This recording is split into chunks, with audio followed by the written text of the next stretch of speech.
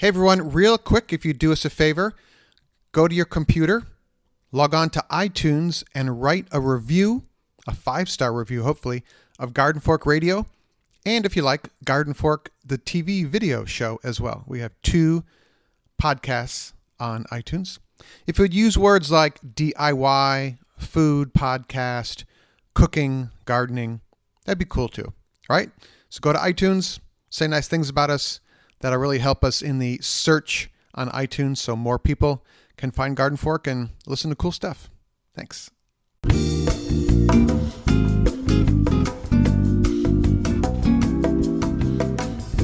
Hey everyone, welcome to Garden Fork Radio. You're here with Rick and Eric. Good morning, Eric. How are you, my friend? I'm good. I'm enjoying the fall weather we're having here in Brooklyn in the springtime. We're having an unseasonably cool spring here in Margaritaville North. We've had a long run of just rainy, cool weather, probably about 4 days now. This front just kind of oscillates back and forth over us. Cold front push it down, then the warm front will push it back over us, and it's so we're getting nice, good rains, but it's not good for tomatoes, frankly. But everything else is loving it. Yeah, we're having the same thing here. It was a very dry spring, and then boom, it rained for 4 days. Yeah. And it flooded my basement. But that is a plug for installing your own sump pump. I was going to ask how'd that work. It worked beautifully. The water came in the basement, went right to the lowest point of the basement, and that's where I smartly put the sump pump, and it pumped the water out of the basement. So there is some moisture in the basement, but it just looks like somebody maybe dumped a glass of water on the floor, not like inches of water in my basement. Well, that's terrific. So all that chipping and hammering out and clearing away, it was worth something. It wasn't that hard to do. We rented an electric jackhammer. Right. And it was, we basically scored a circle with a right angle cutter tool. We put a masonry blade on it, and boom. The hardest part was just had to dig the dirt out. It's kind of hard to dig in a hole that's only 2 foot wide. So I used a yogurt container. Oh, well, I'm glad it worked out for you. Every once in a while I do the right thing, and that was kind of a good one. So that was good. That's great. So we have a couple of topics today, and we're doing a microphone test, everybody. I took the proceeds from a couple of months of our Amazon affiliate links, and I bought a inexpensive microphone that was highly rated for podcasts. And I already have, from my video production days, some other microphones which we've been using, and I want to see which one works the best. There's such a, I wouldn't call it a renaissance in podcasting, but podcasting is like the new cupcake now, and everyone has a podcast, and they all sound better than ours. So, we got to make that. I guess I need to get a new microphone then, and a little board here or something. Well, once we figure out which microphone is the best, then we'll use some more of our Amazon affiliate links to get you a microphone as well. Oh, that sounds fun. Thank you. Yeah, for your years and years of work, I'll buy you a $80 microphone. Which microphone are you testing? It's called an ATR 2100. I can't remember the brand name. I could slide across the room and look at it. Hold on. Oh, no, it's okay. Yeah, you don't have to do anything. Can you hear my chair rolling? I hear you. Oh, Audio Technica. Audio Technica. But it was highly rated and compared to microphones that cost $300. So. Well, and what are you using right now? Right now I'm using the Blue Icicle. The Blue Snowball, sorry. The Icicle is the adapter. Right. This is a Blue Snowball, which is a cool, it's a beautiful microphone because it's round and chrome, and I like that. It is a USB mic that can be used a couple different ways, and it works well also, but I wanted to just see what it was like to get this one that was highly rated. So I'm just trying to make this show sound better. So there you go. Okay, We're going to talk about stir frying and ginger as a flavor agent, and we have some viewer mail, and then we'll let people go. Okay. Well, you want me to kick it off with stir fry? Yeah, because you started to talk, and I had to get you to stop talking so we could turn the show on. And that's it. my garden has been going great guns, particularly the leafy vegetables and whatnot. Like last night, we had collards, just more and more collards than you could believe, and cooked them all down, and it was wonderful. But and I used a lot of Swiss chard in my stir fries. In all the stir fries coming out of my vegetable garden right now, with a few ingredients accepted, but I end up more with a stir soup, not a stir fry or a stir boil maybe. And I realized I just don't have a good technique. I don't understand maybe the principles of stir frying. I do have a wok, and it's nice and black and charred and all that stuff it's supposed to be. So if the viewers out there have a video that they learned to stir fry from, I would very much like it if they'd let us know about that, because I really need a better technique. I have some thoughts. Well, okay, I'd be glad to hear those. I think the stir fry cooking that we're all trying to do in the restaurant situation is done with a much higher BTU gas burner, Right? because they get wicked hot. Don't think, yeah. And it's like a gas ring that the wok sits in. And they make a really cool noise, too, when they burn. It sounds like the flamethrower, actually. And the other thing that I've learned is that the cooking of the ingredients is very dependent on the size that the things are chopped into.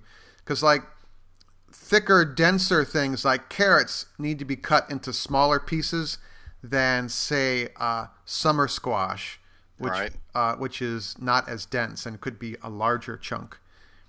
And the idea is that the smaller things are, the faster they will cook. But then the stuff that will cook really quickly, you can have it slightly larger in size so you don't burn it, actually.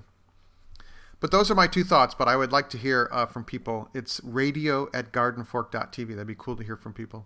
Yeah, if somebody would set Rick straight, I'd love to hear that, because we love to do this kind of thing, and now's the perfect time to be doing it with things out of the garden.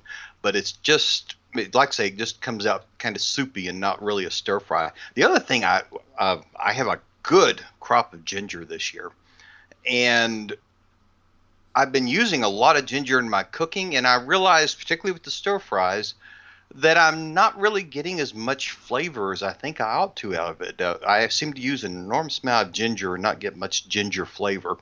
And I've been putting it in the oil at the beginning, and like I do the red pepper flakes, and I'll heat it up with the oil and try to get as much flavor out of it as I can before I really put anything else into the meal, into the wok. But that's not really working out for me, so yeah, I must be doing something else wrong with ginger, or else I am growing a very, very, very weak strain of ginger. If that's the case, it needs to go. Well, I have some thoughts on this, Rick. Again, I'm being saved by Eric. I'm glad to have this. I would suggest putting the ginger in at the end, because I think you're kind of cooking. It's very aromatic, and I think you're cooking out the aroma because you're putting it in at the beginning. Or you could have some at the beginning, and then at the end of the cooking, you could take one of those, what are those cool cheese grater microplane? Oh, yeah. A microplaner file, not a file, like a grater. Yeah, I know what you mean. And then, because I do this with garlic, I will finely shave some garlic back into a dish when it's finished cooking. You don't need a lot. But you could do the same thing with garlic, and then you'd have the cooked garlic flavor, and then you would have the fresh garlic flavor as well. I will have to give it a try. That was stunned. You were impressed. It was stunned silence. Impressed. I am so impressed. You have grown as a cook, as a chef. I bow to your superior knowledge. Those were softball questions. Well, there are things that ask me these questions during the show. Yeah. But still, I appreciate it, and thank you. But we're going to, let me see, probably do another stir fry sometime this weekend, and I'll try some of these things and see. But if in the meantime, people have techniques or something I'm not catching on to, I have looked at a few videos online. I'm just not finding anything that really looks great. I also the gas stove in our house here is a new gas stove, and it has 3 different size burners on it, and one of them is it's pretty darn big, and I think it's called it has a little thing in the knob that says turbo burner or super burner. I can't remember what, but it definitely is hotter than the other ones. And I've been in a lot of apartments where I think they just buy the cheapest gas stove they can, and the burners are quite small. Right. So I have a gas stove as well. I love cooking with gas, and we bought not one of the chef grades, which, by the way, if you read Consumers Report, most of the chef grade looking stoves that you buy in the stores that they charge you a lot, you're paying a very large premium for big knobs. And that's about all you're really getting. But we bought a higher end consumer grade stove, and it has one very large burner, and then it even has a very small simmering burner, which I use a lot, particularly with like the collards to cook them down and stuff. So I'm using the very largest burner we have, and I'm using a real wok with a ring and everything to concentrate the heat as much as I can. So before we go, I have some questions about growing ginger, but I want to do a microphone change. Okay. All right, so everyone, hold tight here. We're going to switch microphones, and then we'll be back in a second. Okay.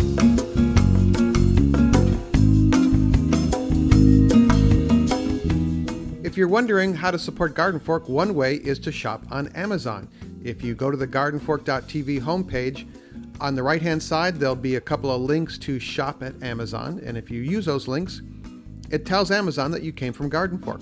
Also, there is a link in our show notes of this episode right now, or you can just go to gardenfork.tv/Amazon. That's gardenfork.tv/Amazon.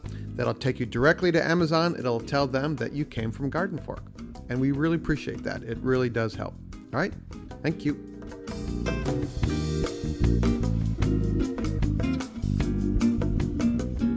I'm now using, it's a RODE shotgun microphone that I have from my video production days. And this will be the middle of the show, and we'll see how everyone feels about this. Love to hear your comments about this, or if you know something about microphones. It's radio@gardenfork.tv. Seems a little flat. Doesn't have the frequency response that the other had. You know, actually, that's kind of an interesting thing, especially with digital cinematography now. Right. A lot of these shows that look like they're shot really amazingly, video-wise, they shoot them kind of flat, and then they do color correction in post-production. Oh, really? So there you go. So there's flat with a video sense and a flat with an audio sense. I'm also going to experiment with using a what's called a compressor on the audio. So I'm just learning about this all right now. It's a crash course in audio production. 6 years into it. Well, but really the good information is just now really hitting the streets. Before now, it's all been backdoor stuff and word of mouth. Now we're getting courses like the Transom. We talked about that last time, transom.org, and fiding out how real. People that have studied this and have tons of experience. Yeah, real audio people have done this, and people who have come out of radio and done this. Let me see. I wanted to talk about. Remember a few weeks ago I mentioned that I had rebuilt the carburetor on my lawnmower. Right, but I had a question about ginger first. Oh, I'm sorry, ginger. No. See, I didn't know you could grow ginger in the United States. Oh yeah, you bet. It's a tuber. It grows really well. At least here it does. It needs a good sandy soil, and it's kind of in the lily family, I think. And so yeah, it grows really well.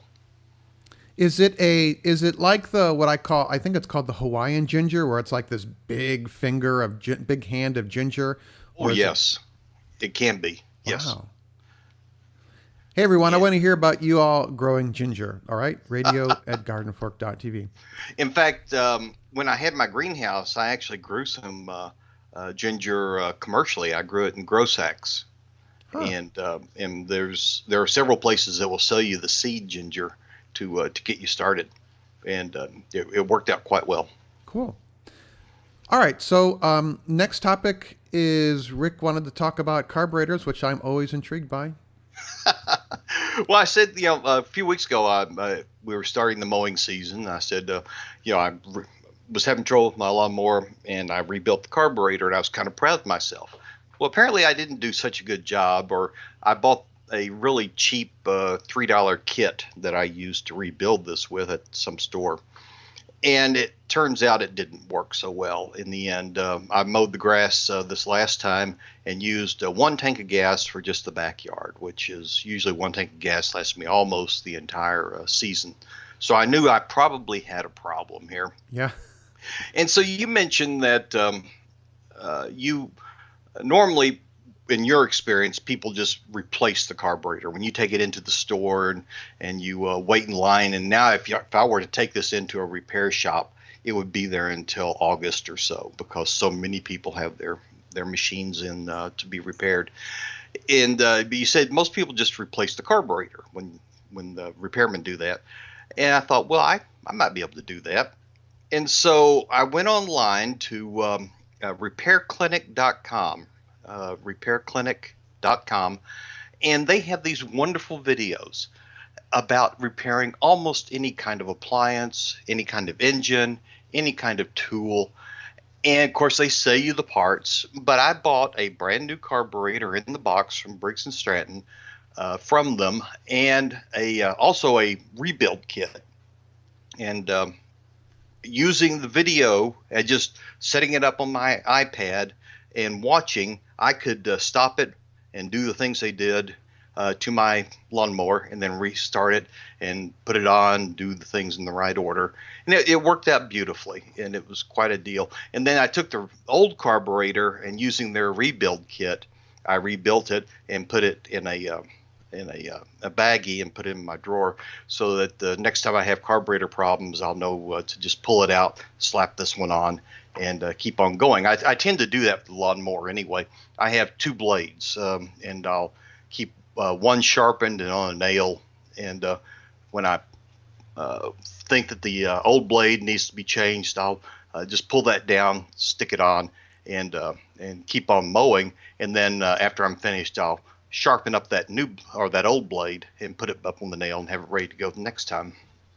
That's a brilliant idea, just to have the second mower blade, which you can buy at agricultural supply places and stuff like Yeah, that. the blue and the orange store. I mean, they're not very expensive, and there is nothing. The agronomist will tell you and the people that study this at the agricultural research stations. If you actually go to their lawn care facilities where they're testing different kinds of grass for your area and whatnot, the guys in there are constantly before they do any test, they're taking the blade off the mowers, sharpening them as sharp as they possibly can, and then putting them back on and mowing for their test.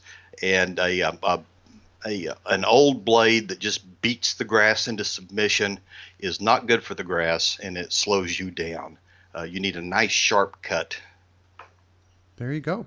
This is a segue into one of our sponsors, actually.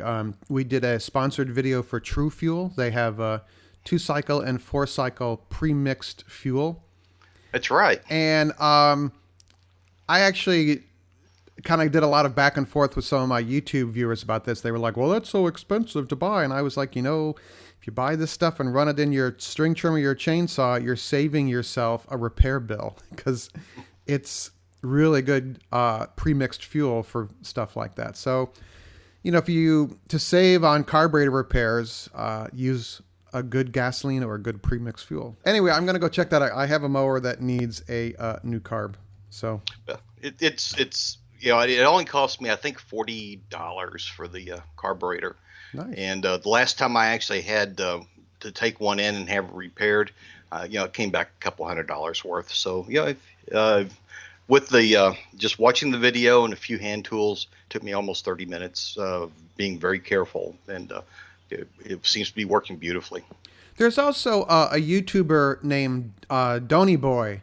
He is in Canada, but he rebuilds lawnmowers, snow blowers, anything, chainsaws with a small engine, and a really in-depth. He talks about how to rebuild like chainsaw carburetors, which are incredibly small and complicated.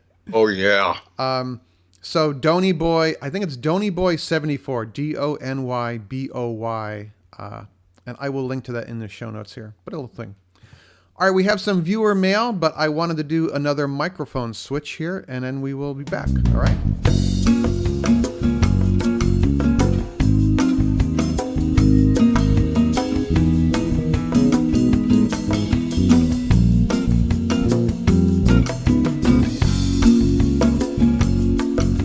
So here we are, we're back again. This is now the Audio Technica ATR 2100, which is a USB and XLR cardioid microphone. And it was highly rated, and it's under $100, and we will link to it in the show notes. So we'll see how this is sounding. We'd love to hear from people. radio@gardenfork.tv about our audio quality. Sounds more intimate. I think that's the first thing I noticed. All right. Well, thank you, Rick. Yeah. All right, you were, while I was switching microphones, we were talking a little bit, and you mentioned that you just had new windows put in your house, and we had new windows put in last year, so I was wondering what your thoughts were.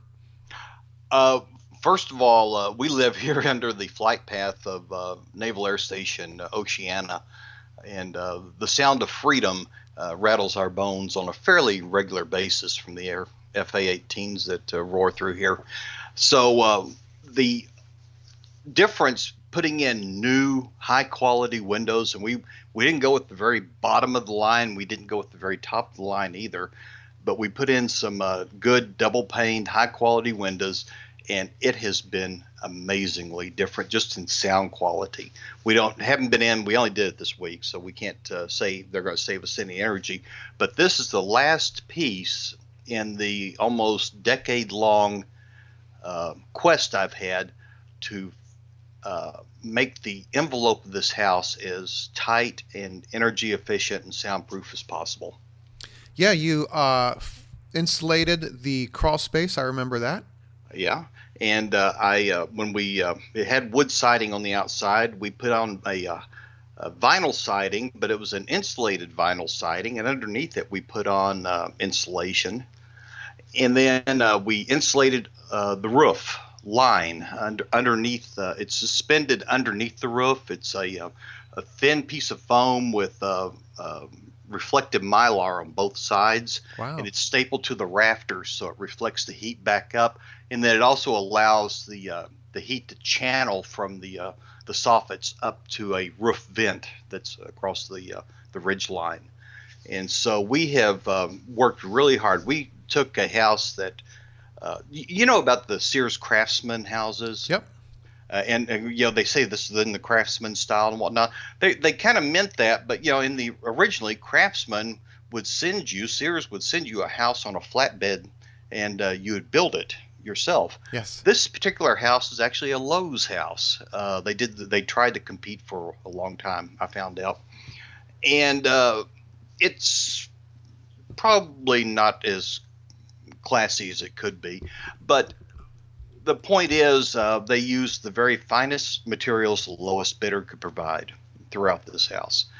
And so we've been, carefully upgrading it as we go.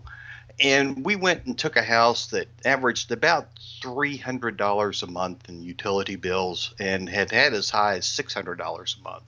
And this is just for a 1,700 square foot house. And we're down to consistently about $100 every month. And so I think the new windows will be the last piece that we need to really tighten this down. We spent a lot of money, yes, but it's making us more comfortable, more secure, things we don't have to worry about. And I am loving good quality double hung windows at this time of year when it's kind of cool outside. I can open the top, open the bottom, have a nice flow. That's how we got into this. We were talking when we were switching when Eric was switching the microphones. that I was actually doing everything wrong. I'm sitting here in a echoey room with the ceiling fan running, and I had these new windows open, and bottom is open, top is open. I've got some nice kind of a solar process going on there to vent this thing. Yeah. And but it's not really good for podcasting. Well, we're working on that as our podcast test continues here. This is microphone number 3, everyone. So let me know what you think. You know, we also did the new windows last year, and it made a huge difference in the heating bill, and definitely quieter. It's just kind of, you know, I live in New York, so it's kind of loud. Yeah. You know, ambulances and helicopters, a lot of helicopters. So we have some viewer mail here from Doug. Okay. What does Doug have to say? Listening to the podcast as I coffee my brain prior to a 6 a.m. garden furrowing task in the northern hills of Pennsylvania. Heard that you were trying to get rid of packing materials on your neighborhood list, our neighborhood community email list. I hate throwing this stuff out, and I found that my local UPS store will take used packing material. Yes, you're giving resources to a multinational corporation, but yes, you're keeping it out of landfills, which is a higher benefit to me. And that's from Doug. So good point. Good point. You know, I think the local UPS stores might be franchises. I could be wrong about that. I think they are. But there were a lot of independent mailbox shipping copy stores in my area that switched over to become a UPS branded store. And, you know, they're employing people, you know, they're with jobs. So it's fine with me. And you are getting something out of packing peanuts. People just dump them in the trash, and then the wind blows them, and they get all over the place. I also have a bubble wrap. Like I got this package from Amazon with the microphone, and it had bubble wrap in it. And I'm like, well, you know, I don't really ship that much stuff. So right. If you have a friend that sells stuff on eBay, you could give it all to them as well. So, but that's very cool. Good to hear from Doug. It's after 6 a.m., so he's coffeed his brain by the time he's listening to this, I imagine. Yeah. Well, I appreciate him letting us know. You know, we try to do that as much as we can. And in fact, we have some styrofoam that came on a piece that I bought here recently that we're looking at it, trying to decide if we were going to repurpose it or what. But just don't like the idea of throwing it away. They are phasing out styrofoam takeout food containers in New York City. That's good. Are they using? Yeah. Sorry. What are they using? More of a cardboardish? Cardboardy or aluminum foil? Those kind of little tin aluminum foil ones. Oh, I like that. Yeah, you can recycle that. Whenever I go to a restaurant and I ask them, would you please bring me a little plastic coffin for the rest of this food? I'm always a little annoyed when they bring me a styrofoam one. Yeah. Well, you could change that in Virginia, Rick. I could. You could take your own. There you go. Take your own little box. Right. Listen, I had tons of things to do today. Anything else on your agenda? We have a lot to talk about, but we should get going. I'm sure people are getting near their office by now. So. Okay. But thanks, everyone, for listening. Again, if you want to help us, you could go to iTunes. You have to do it from your computer and write a review and give us 5 stars for Garden Fork Radio and the video podcast as well, if you like. If you would use these metadata terms, DIY and cooking and gardening and do-it-yourself, how-to and home improvement, that kind of thing, that helps us show up in the search rankings. So there you go. Okay. Well, I'm going to get on down the road. I think between the rain showers here, the dogs are going to get a walk today. Cool. So we'll talk to you later, my friend. Bye-bye. All right. See you later, everyone. Garden Fork's theme music is used under license from uniquetracks.com.